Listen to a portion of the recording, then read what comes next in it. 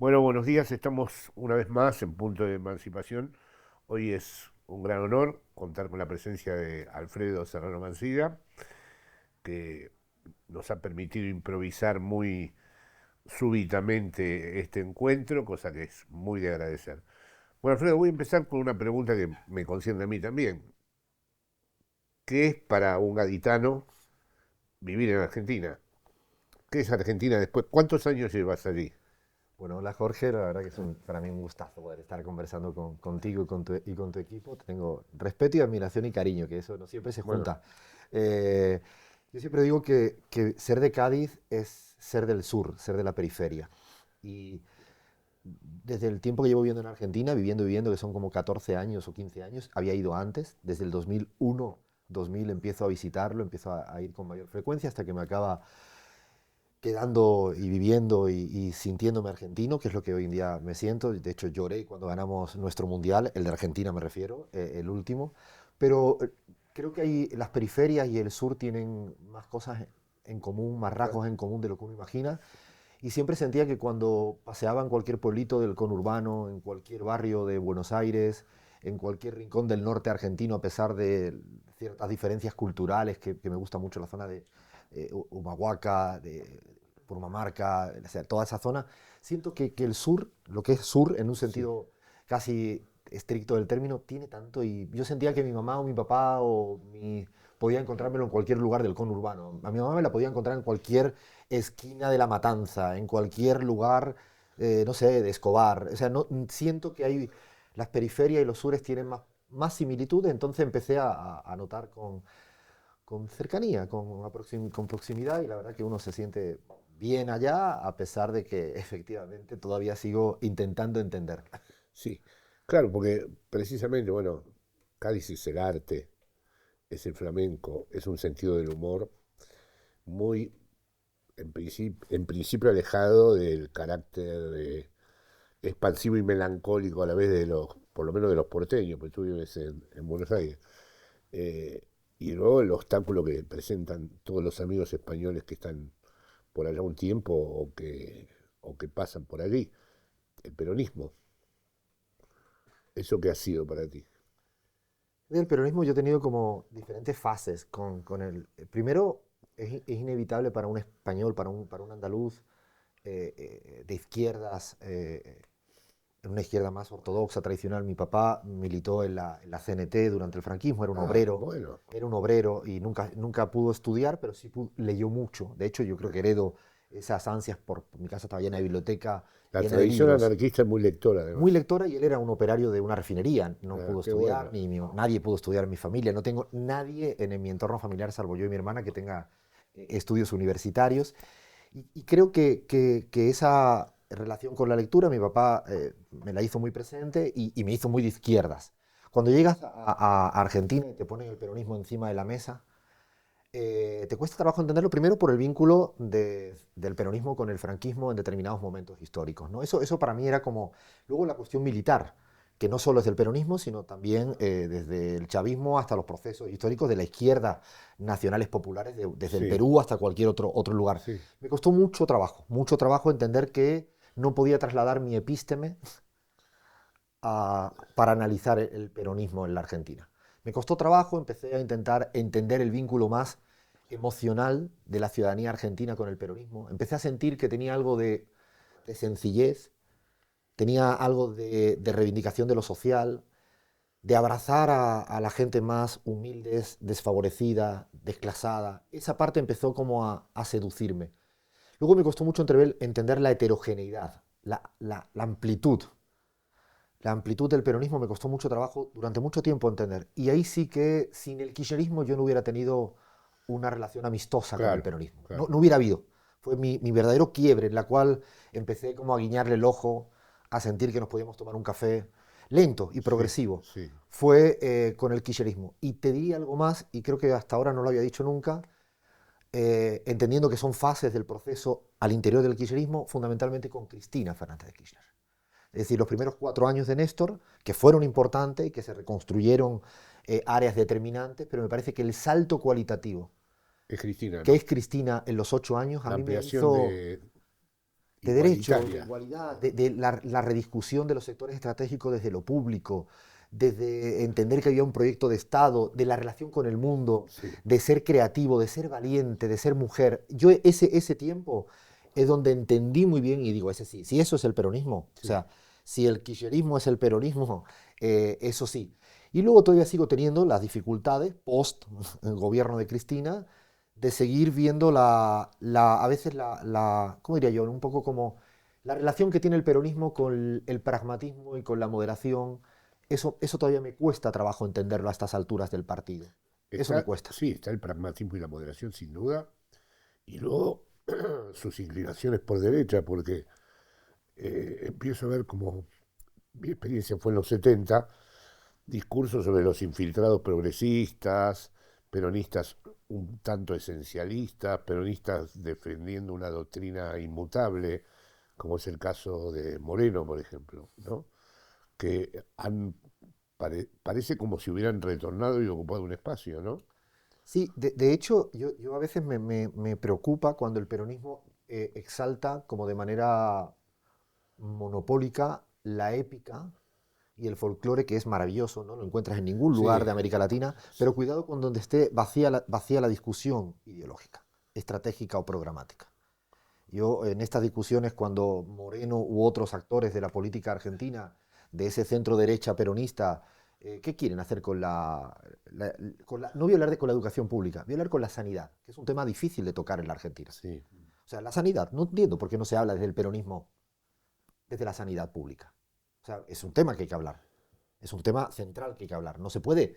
Yo entiendo, digo, salgo Bueno, del lugar de confort de la por empezar, educación, la derecha peronista está en contra del aborto por ejemplo. unánimemente, ¿no? Por ejemplo, ¿no? Y en otros factores siguen teniendo unos vínculos, por ejemplo, en términos geopolíticos, que no están resueltos también de este centro derecha peronismo. Yo creo que es importante, por eso me parece relevante ordenar la discusión ideológica en este momento histórico de la Argentina al interior del peronismo y que las cartas aparezcan encima de la mesa. ¿Qué haces con la sanidad pública? ¿Qué haces con aerolíneas? ¿Qué hace con la política social? Sí. Me parece fundamental eso. Alfredo, y mientras tanto surgía Podemos, que también es, digamos, un cambio de horizonte, un cambio de bibliografía, un cambio de sensibilidad política. Entonces ahí me gustaría, porque Podemos es la primera formación política en aquel entonces, a diferencia del, yo llego en el 76 y conocí toda el trayecto del Partido Comunista, de Izquierda Unida y de otros sectores de la izquierda. Y el peronismo, como has explicado muy bien tú, era un obstáculo epistemológico. Podemos trata, en algunas de sus figuras, de modificar esto, ¿no? Empieza a haber como otra sensibilidad hacia lo nacional y popular. ¿Y cómo se conjuga allí el surgimiento de Podemos y tu experiencia en Argentina? A mí es curioso porque el surgimiento de Podemos me tiene con medio pie en España y un pie y medio en América Latina. Y bueno, por las relaciones personales, profesionales y políticas con desde Pablo, Íñigo, Juan Carlos, Descansa, Alegres, creo que con cada uno de ellos y ellas tenía un día a día, una cotidianidad. Y empieza a emerger porque efectivamente, como tú bien planteas, hay una crisis de representatividad, una crisis fuerte. Hay una crisis acompañada económica. Creo que Podemos encuentra, saliendo un poco del manual tradicional de la izquierda europea y española, encuentra la necesidad de primero ocupar una disputa en los medios de comunicación, de redefinir el marco del lenguaje, un lenguaje probablemente mucho más fresco. Fíjate que no hablo de los conceptos teóricos, sino me parecía que el lenguaje, no un lenguaje como el Logan es vacío, no, un lenguaje fresco, genuino, algo que para mí se había ido perdiendo en la izquierda y en la política española y era la autenticidad. Yo es algo que estoy como obsesionado con ese valor político, Sí, que no pasa de moda, lo auténtico, las convicciones. El liderazgo de Pablo para mí cristalizaba lo genuino. Desde lo estético, que todo el mundo le decía, pero chico, quítate esta coleta, que con esto no vas ni a la sí, esquina. sí. Y no era la coleta lo importante, no era la foto con un manual de comunicación política al uso. Era más interesante su rebeldía, una rebeldía real, veraz, que interpelaba sin miedo en todo lo que creía. Interpelar a la transición, y tú lo has vivido, Sí, sí. era un doble El salto mortal. bipartidismo. Era una cosa de posicionarse, era una marginalidad poder discutir de algo que parecía sagrado y sacrosanto Sí, en la nueva democracia española. sí, sí. Y a mí me parece que tuvieron esa osadía y que todavía vamos a necesitar más años, Jorge, para tener la perspectiva suficiente para dimensionar los logros Lo que históricos ocurrió ahí. de lo que ocurrió ahí. Que Sí, hoy en día que estemos teniendo la de posibilidad de acuerdo estoy. interpelar a la banca o a las grandes energéticas o discutir cómo estamos condenando el machismo con la ferocidad y siendo hoy en día sentido común en la sociedad española, donde hay otros que no lo aceptan, yo creo que no diría que tiene la totalidad de responsabilidad Podemos, pero Pero tiene gran una parte. cuota importante. La transformación misma del PSOE, podríamos decir Bueno, es que otro muy buen ejemplo, cómo le tensiona. sí, Yo muchas veces me toca hablar con amigos del PSOE y cómo le planteo que ha ido tensionando tanto. Y eso le hace una dificultad hoy en sí, día a esa izquierda por afuera del PSOE, sí, de ese PSOE que se puede defender con matices el Estado palestino. sí, Eso te dice que cómo ha hecho Podemos. Por eso creo que la necesidad de perspectivear, yo siempre utilizo esa sí, palabra históricamente, ¿no? históricamente, me parece que va a ser fundamental.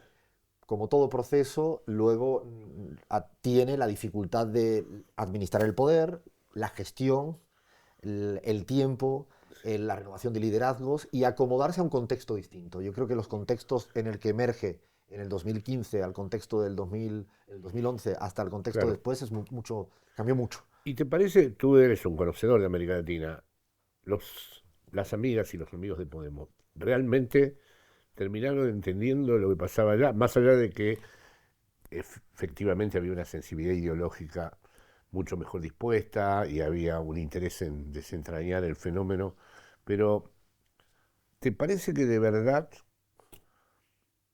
esa vinculación logró, digamos, plasmarse en algo afectivo, en algo político? Es la pregunta más difícil que me han hecho en mi vida,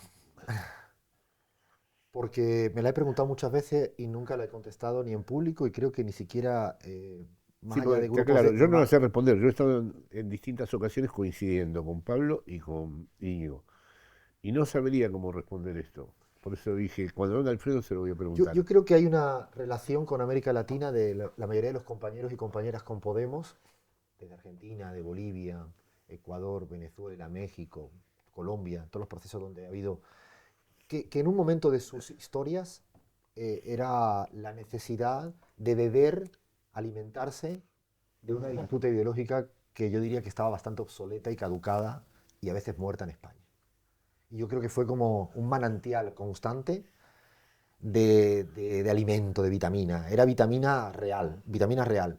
Y yo creo que hubo vínculos emocionales muy fuertes, pero también es cierto que nunca se desprendieron de su condición de ciudadanos españoles.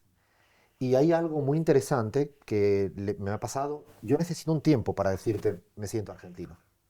Claro, O necesito un tiempo para que el día que le dieron el golpe de Estado a Evo Morales en sí, España, paradójicamente eran las elecciones de España, ese mismo domingo. sí, me acuerdo. Y yo estaba en el hipódromo cerrando el grupo de Puebla en Buenos Aires cuando me llamó Álvaro García Linera, ya perdido, Sí, escondido allá en el Chapare con Evo y con Gabriela Montaño. Y fíjate que durante todo ese día, toda esa tarde, yo no presté la más mínima atención al resultado de las de elecciones España. presidenciales Sí, en España. Y en esa noche, llorando por Bolivia, es cuando sentí que me había ido deconstruido, pero necesité mucho tiempo. claro. Te estoy hablando del 19 y yo empecé Sí, a dar que los no primeros se pasos entra. en el 2005 en Oaxaca, un año Ah, entero de mi vida, ah, y en el 2006 en Bolivia. sí, Y entonces yo creo que a los compañeros y compañeras, por responderte, creo que al volverse en España con un proceso meteórico y absorbente como era el de Podemos, creo que dejaron en un lindo recuerdo, en una linda experiencia América Latina, pero le faltaron varios capítulos para llegar a entender América Latina. Y de hecho lo he vuelto a hablar muchas veces con el propio Pablo, que he estado recientemente, estuvimos con AMLO en México o en Argentina, o con la propia Irene Montero, con la que me encontré, ahora me encontré con Gerardo Pisarello, sí, que probablemente, fíjate, es Gerardo el que tiene un vínculo genuino precisamente porque nunca dejó de ser argentino. argentino, a Ah, pesar de ser catalán y tucumano, y además. tucumano. Entonces Ah, yo creo que faltaron episodios, lo cual es entendible. Yo creo que Es es muy difícil. entendible, es muy difícil llegar a un país. Es Yo muy tardé difícil años en entender que era en España. España, ¿no? Ahora Sí, te sientes como que sí, puedes de sí, sí. acá. Ahora, lo de Evo ese día, perdóname que lo evoque, tuve un drama con compañeras feministas argentinas que celebraban el golpe contra Evo. No sé si te acordás, Diego, pero tuve una polémica con dos o tres amigas feministas que respeto, pero que veían justificado el golpe por el machismo. Era fue una locura, y no te hablo de feministas, feministas teóricas de gran relevancia académica y todo eso. Me es inevitable ir a este tema. Las izquierdas en Europa, sus teóricos, empiezan a vislumbrar que, dado que el capitalismo es una máquina que se reproduce a sí misma y que parece no encontrar fin, dado que hay una atmósfera crepuscular y apocalíptica en muchos pensadores contemporáneos, dado de que se sabe que las izquierdas no van a poder intervenir sobre los problemas nodales del capitalismo. Un ejemplo inmediato aquí en España, la vivienda. Es muy difícil que alguien de izquierda crea de verdad que se pueda tomar una medida que tenga consecuencias. Entonces, lo que se empieza a producir es una desafección con respecto a la política y a la militancia, hasta tal punto que cuando nosotros entrevistamos a europeos, les decimos que eso en América Latina, por ejemplo, Bifo Berardi, un amigo nuestro italiano que viene del autonomismo, dice que no hay que reproducirse más, que no hay que tener más hijos, que hay que dejar los trabajos. Y yo conozco a sus seguidores de Argentina y digo, muchachos, muchachas, esto no va con nosotros. Nosotros no podemos decir que no hay que reproducirse más ni que abandonar los trabajos.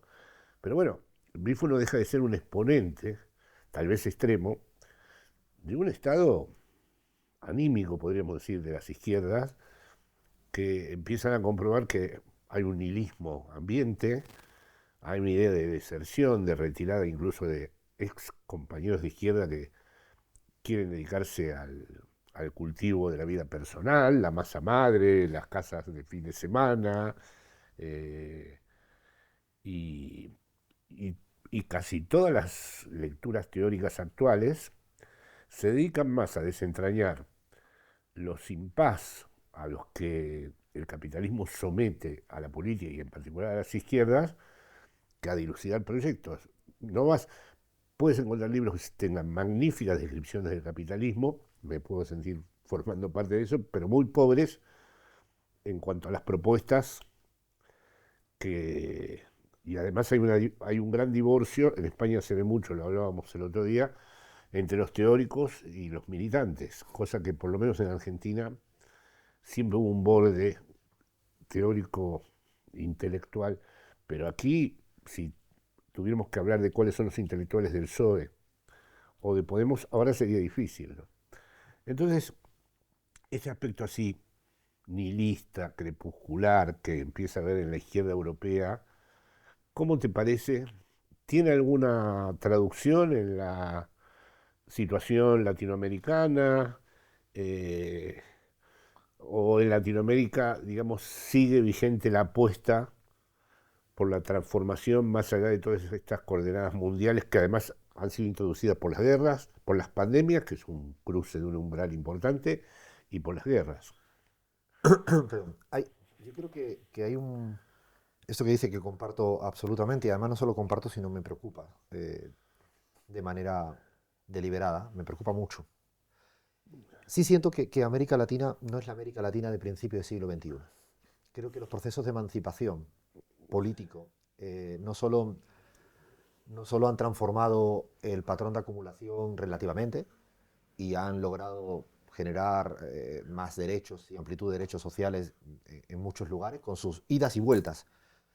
No solo creo que provocó eso, sino provocó un grado de soberanía intelectual Sí, eh, que yo creo que no entendió tampoco en parte la izquierda europea, y ahí creo que incluso esta izquierda española de la que a veces hablábamos, que iba a América Latina en el 2017, creyéndose que América Latina era la del 2004, 5, 6 o 7. Muy sí, de interesante. hecho, perdón, coincido con lo que dice, y no leen tampoco lo que se escribe Hay acá. mucha literatura, hay procesos que tienen una creatividad realmente magnífica, o sea, procesos en la praxis política y en la propia academia. En la praxis política hay iniciativas que no paran en el siglo XXI, pero estamos hablando del 2024. No sé si cuánta gente de la intelectualidad europea conoce lo que son los proyectos que se han tenido lugar en la Ciudad de México que se llaman utopías. Léanlo, estudienlo, porque Utopías es un proyecto que está abarcando una cantidad de millones de mexicanos y mexicanas Mm. que son centros sociales donde participan desde la vivienda hasta lo recreativo, hasta la educación, hasta la sanidad, puesta en marcha por este gobierno de Morena, que surge curiosamente en Iztapalapa, de donde era la alcaldesa, la actual gobernadora de Ciudad de México, Clara Brugada. Por lo tanto, son proyectos hermosos. Cuento este porque es absolutamente de hoy. Yo creo que en América Latina tienen como una suerte de crearon una suerte de muro donde no penetra todo lo que viene de esta intelectualidad europea probablemente más pesimista, como tú bien decías, más reconcentrada en cuestiones más postmateriales, que hay un tema de marco teórico interesante para Sí, explorar, porque esto que tú bien planteas es cuando están satisfechas un grupo sí, de necesidades materiales que se permiten discutir sobre si tengo que cultivar esto o hacer el pan de una manera u otra. sí, A mí sí sí. que me sigue sorprendiendo. Cuando yo voy a una panadería tengo un momento de shock epistemológico. Pues no puedo llegar a La entender panadería de que aquí. que tenga tanta variabilidad de panes y yo ya hay momentos donde y esto es fruto de efectivamente de que hay un desarrollo económico, una base material donde el problema no es comprar el pan, No, es la tipología de pan y cómo esto repercute en 40 años de salud de tu vida sí, hacia adelante. O sea, te sí, compras el pan hoy para ver cómo vas a estar en los años cuando tenga 80 años. sí. O sea, esa persona en Argentina, en Bolivia, en Ecuador, está comprando el pan para comprar el pan en ese momento, Del día, del día, y con suerte. Y con a ver suerte. cómo lo puedo comprar en Sí, sí, Argentina con sí. este precio y en Bolivia, bueno. Entonces, yéndome a esa cuestión que planteas, a mí me parece que ahí sí que hay un punto de bisagra o puerto de desembarco que es el que también me preocupa, que es la Argentina. En la Argentina, por la relación académica, histórica y cultural tan fuerte con Europa, y además en los momentos de derrotas electorales, es cierto que este pesimismo, sí de alguna manera, contamina Ah, sí, todos estos el ambiente. to- Cosa que en Bolivia, no cuando ocurre ocurre. el golpe de Estado, en el Mm. 19, me imagino que debe haber sido un poquito peor que lo que está pasando en la Argentina con Milei, a sabiendas que lo que está pasando en la Argentina con Milei es un desastre absoluto, pero en el golpe de Estado hubo una cantidad de muertes, el nivel de hambre sobre el nivel del que se partía era infinitamente peor, y en Bolivia la sociedad no se puso a decir esto es un fin de ciclo. Claro, La sociedad se organizó, se levantó a su manera, luchó para que hubiera elecciones, sí, respetó lo institucional, pero no solo disputó lo institucional, es decir, no solo se pasó en como dirían en Argentina, se porotea una ley en el Senado o en el Congreso, sino se puso a sí, discutir política. Yo siempre cuento la misma anécdota. Evo Morales, Ciudad de México, finales de noviembre del 2019, 2 semanas post golpe de Estado, estoy con él y con Álvaro García Linera en el recinto militar donde estaban ellos dos. Y Evo me dice a mí, a Álvaro, yo estoy volviendo en Navidades a Bolivia. Álvaro y yo los mirábamos como absolutamente diciendo, usted ha enloquecido, Evo. Pero además decir, no, te van a matar, te van a meter preso y vas a morir en una cárcel. Evo, no, yo tengo que volver en Nochebuena. Yo voy a volver en Nochebuena. Álvaro y yo, con un cierto marco más racional, teorizando el momento político, no logramos conectar con el marco racional que también tenía Evo, que en lo que estaba haciendo era la construcción de un horizonte que se puede. Evo no estaba planteando la hiperprecisión del día que voy a volver, que era la estupidez intelectual que yo tenía en mi cabeza en ese instante. no, el horizonte, Él estaba planteando un horizonte, el horizonte de que yo como líder político, en el momento más difícil de mi vida, tengo que decir, creer, y no era una cosa de chanta, no no, era real. Él decía, yo te voy a regresar. Se equivocó por meses, pero no se equivocó en el horizonte. Volvió. Y se acabó el golpe de Estado, o al menos en parte. Entonces yo creo que afortunadamente países como México, yo sigo mucho México y Colombia, Jorge, sí, pues son los dos países en este son dos momento, pulmones los dos grandes fantásticos. soportes, ¿no? Y de hecho escuchar a Gustavo Petro, yo no creo que haya un intelectual hoy en No, día de la Petro izquierda no, más interesante para leer, para escuchar. no. Yo recomiendo a la izquierda europea que le dedique tiempo a escuchar A AMLO y a permanentemente. Petro, A sí. AMLO, a Petro, Y ahora a ahora a Claudia, ¿no? Claudia. Pero digamos también, no sé qué impresión tienes de esto, pero estos países no están tan, con amor lo digo, tan enfermos de internas como, como el nuestro, ¿no? Que tiene una pasión especial por el desciframiento de puntos y comas en cada una de las, ¿no? Es decir, no me imagino en las conversaciones que tengo con los amigos colombianos y mexicanos, la interna nuestra, o sea, hay un gusto en la Argentina por el exceso. En Argentina siempre fue hiperbólica, todo es más, o es un poco más, ¿no? Y la interna también, ¿no? Yo decía estos días, y vengo escribiendo y hablándolo en público, que me parecía hasta extraño momento político histórico de la Argentina, habló de ahora, de este momento, de que siendo Milei el hijo del caos, o uno de los hijos del caos, Sí, hijo de la consecuencia de un caos, de una crisis de representatividad, de un problema económico, de un desordenamiento de la política argentina, donde ya sí, no sabía si Scioli era el tuyo o el de ellos, si sí. Moreno era el tuyo o el de ellos, si Massa era el tuyo o el de ellos. O sea, había un momento difícil de la política Y ahora que argentina. podríamos tener uno Eso nuestro, es, y ahora que nosotros, yo digo, Milei lo único que ha hecho, no bien, porque no ha hecho nada bien para el ciudadano, pero lo que sí ha permitido es ordenar a la política argentina. Porque tienes hoy en día que tienes desde radicales hasta disidentes del PRO, hasta todo el peronismo, de acuerdo en que no puede hacer lo que está haciendo Milei con la universidad pública o con los salarios de los jubilados y jubiladas. O sea, y ha logrado incluso, por eso digo, alinear, ordenar. Es una paradoja, ¿verdad? Hijo del caos y es el padre del nuevo orden.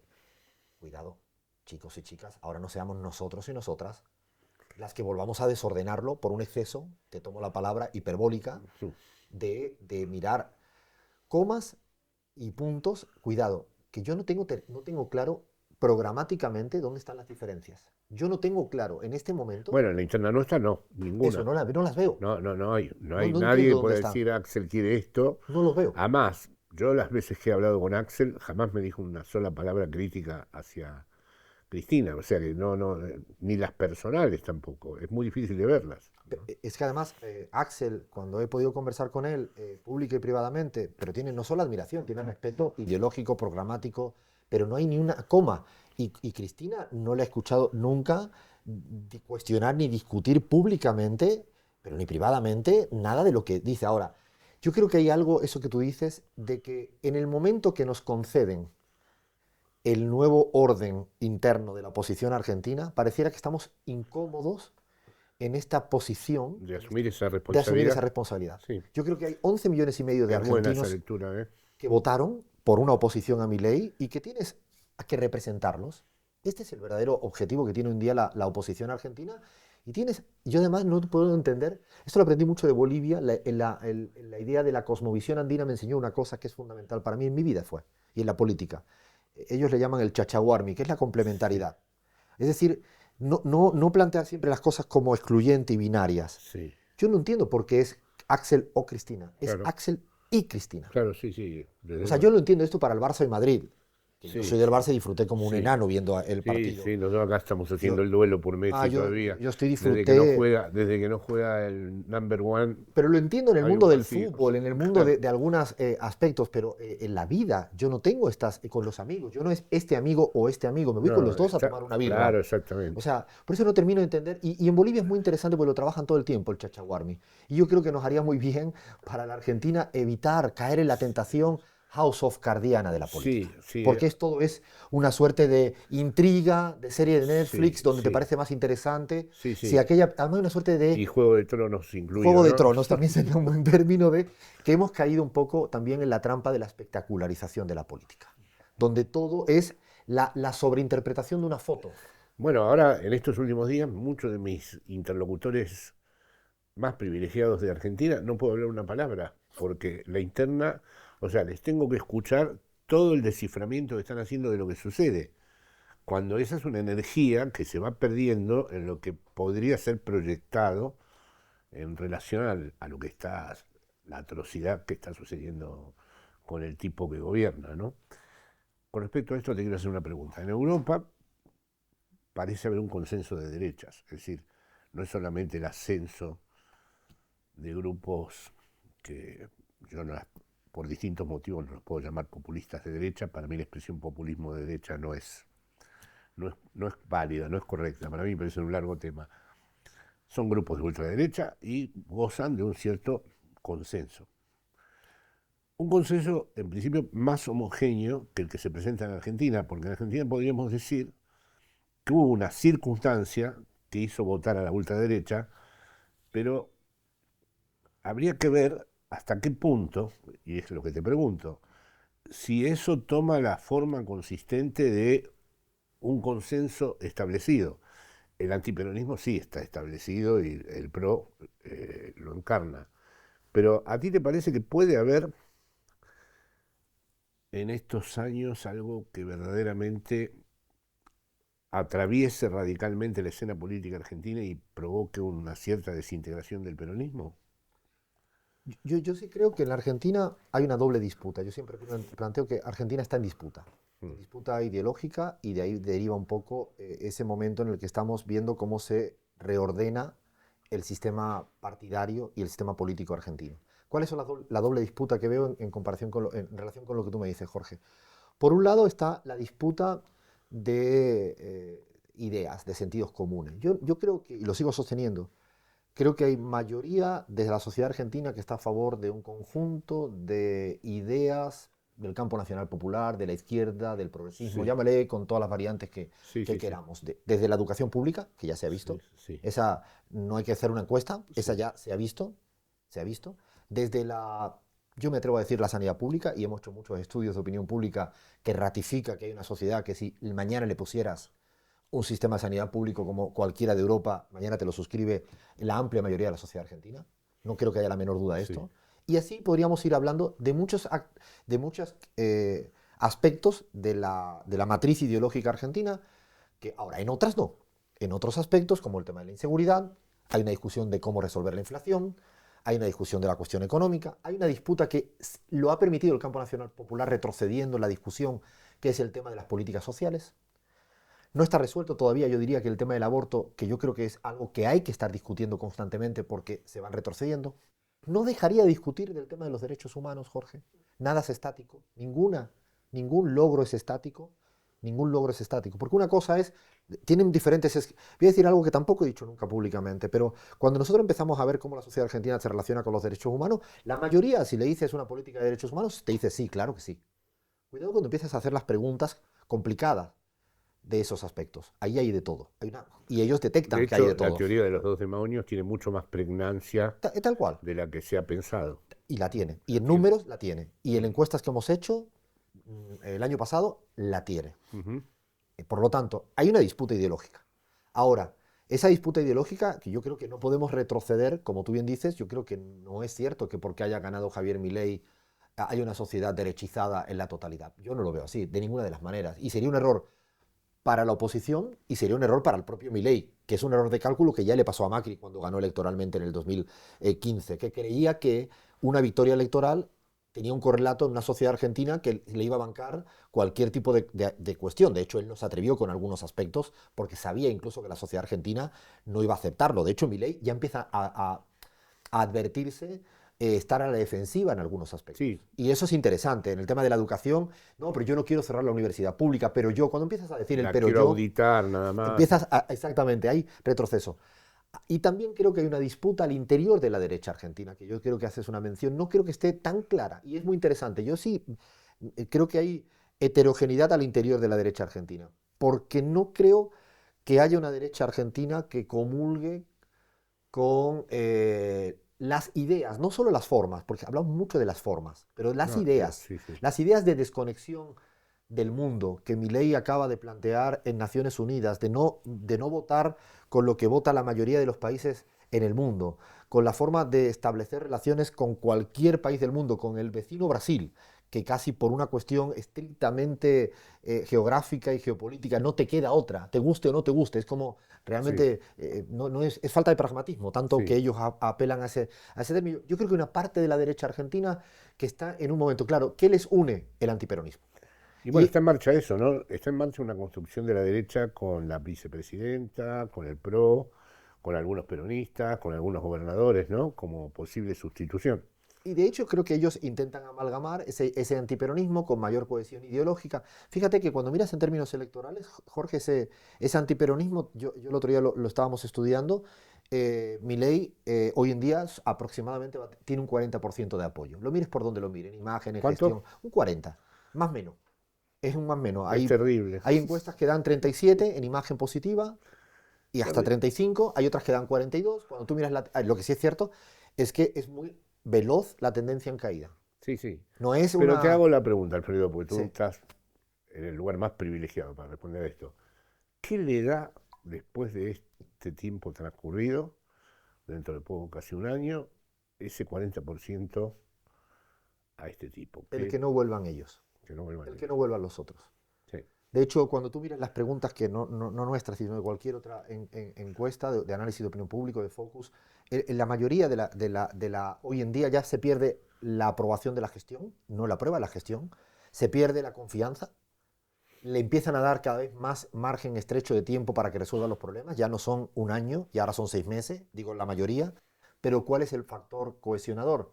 El que no vuelvan los otros. pero Ese que no vuelvan los otros es una balanza, sí, pero ¿cuándo termina el peso tan fuerte que tiene el que no vuelvan los otros? Cuando siga habiendo la hambre, la dificultad que hay en la Argentina. Eso tiene bueno, una suerte de claro, dialéctica claro. constante que es insostenible el punto. Yo creo que entraron en un punto de inflexión, Sí, sí. Javier Ahí Milei. tengo que hacerte una pregunta y ya vamos culminando, ¿no? Yo escribí hace poco en página 12 que no creo en la teoría de la gota que va a derramar el vaso, que no es que va a haber un momento donde lo insoportable llega a unos límites donde puede haber estallidos, pero si no hay una organización política que los articule y los proyecte, no. Entonces, aprovechando tu sabiduría con respecto a esto, ¿cuál es tu pronóstico? ¿Ves posible una salida nacional y popular o la salida va a ser por derecha reglamentando el exceso Milei? Yo creo que el ciclo de Javier Milei entra en una fase nueva y diferente. No es casual el uso de los insultos y el uso de una matriz ideológica más próxima a destellos del nazismo y del fascismo. Yo no había escuchado a Milei Sí, hablar de hijo de puta sí, o jalear a una masa cuando grita hijo de puta. No había escuchado a Milei darle o retweet a un vídeo con un virus que hay que exterminar por pensar diferente. Dios, patria y propiedad que dijo. No había escuchado a Milei plantear lo que planteó de Cristina Fernández de Kirchner de manera categórica. Había escuchado a Milei decir muchas barbaridades, pero no había escuchado a Milei Fascista, ya claro. yo, de hecho, soy muy respetuoso con ese término. No me gusta caer en la tentación de rápidamente precipitarme. Yo había escuchado a un Milei con mucha falta de rigor, porque no tiene ni idea de lo que habla, con Sí, rigor, no tiene rigor como economista, es una persona con mucha debilidad, sí, sí, debilidad real, no, no, sí, no. Había escuchado a Milei que cree como un neoclásico, aunque él critica en su último libro la economía neoclásica y lo que abusa son de los postulados sí, sí, teóricos de la economía neoclásica. Es sí, una contradicción permanente en términos sí, teóricos. Pero sí es cierto, y es donde viene la cuestión, si en el otro lado no te organizas y no canalizas con liderazgo, porque la sociedad argentina, como toda la sociedad latinoamericana, requieren tener un liderazgo, con organización, con tener unas internas que sean programáticas e ideológicas tolerables, y yo creo que estamos con una oportunidad en término medio en las legislativas donde puede ser un nuevo factor de ordenamiento. Sería un error garrafal no ir bien ordenados en términos electorales. Y sí creo que habría que ir consolidando más pronto que tarde. Hay una expresión que aprendí en la Argentina que es los melones se acomodan en la carreta, solo, ¿no? sí, sí. Eso es, nunca se me De Perón olvida. era, Ah, sí, no lo sabía, los mira. menores se acomodan No, solos. no lo Claro, sabía. porque sale el carro, Y ¿no? es tal cual, se van acomodando. Yo creo que es necesario que en estos meses no haya ninguna duda. Y de hecho no debe haber ninguna duda. Para mí hay una conducción del volumen político, la habilidad que tiene, la lucidez que tiene de Cristina Fernández de Kirchner y el liderazgo que representa hoy en día como el principal gestor de la principal provincia del país, hablo de Axel Kicillof, como el gran líder. ¿Quién será candidato presidencial? Me parece que es caer en la trampa de qué va a pasar de aquí a 3 años, que me parece que queda muy lejos. Lo importante para mí es que no hay duda, que tenemos, afortunadamente, sin dejar de olvidarme, porque es caer en la trampa de no tenemos líderes y lideresas propias. Yo veo a Juan Grabois y veo un líder que ya lo quisiera cualquier país en Sí, la sí, región gran latinoamericana, líder, con gran claridad ideológica, con rebeldía, sí, realmente además ponerse enfrente, sí, incluso detectando dónde hay problemas cotidianos de la gente que pasa hambre. Pero si es que los tenemos, si es que están, Si es que está, yo Juan Grabois lo defendí, de hecho abiertamente, y lo conversamos privada y públicamente contigo, Sí, Jorge. yo lo apoyé en la Y yo interna. también, no tuve ni la más mínima duda. Y creo que tener a Juan Grabois, tener a Axel Kicillof, tener a una Cristina con esa lucidez, yo creo que no entiendo, no puedo llegar a entender dónde están nuestros problemas de liderazgo. Yo no creo que haya muchos países, vete a Bolivia ahora, vete a Ecuador, vete a otros lugares, donde no tienen liderazgos tan claros. No es verdad que no tenemos liderazgos claros. Mm. Ahora, dependerá de ellos y ellas, Sí. de sus entornos y de la militancia, Ujú. que no nos concentremos en lo más importante. Yo sí creo que se terminó la luna de miel de Javier Milei.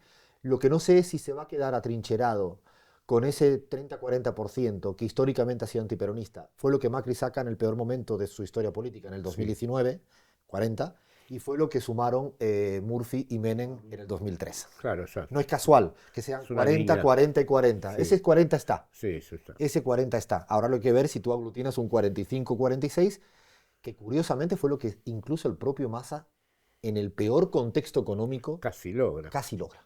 O sea, casi. Bueno, Alfredo, querido, ha sido realmente... Hace mucho tiempo que queríamos contar con tu experiencia y tu sabiduría, así que un gran honor para nosotros. Gracias, Jorge. Gracias a vosotros y vosotras.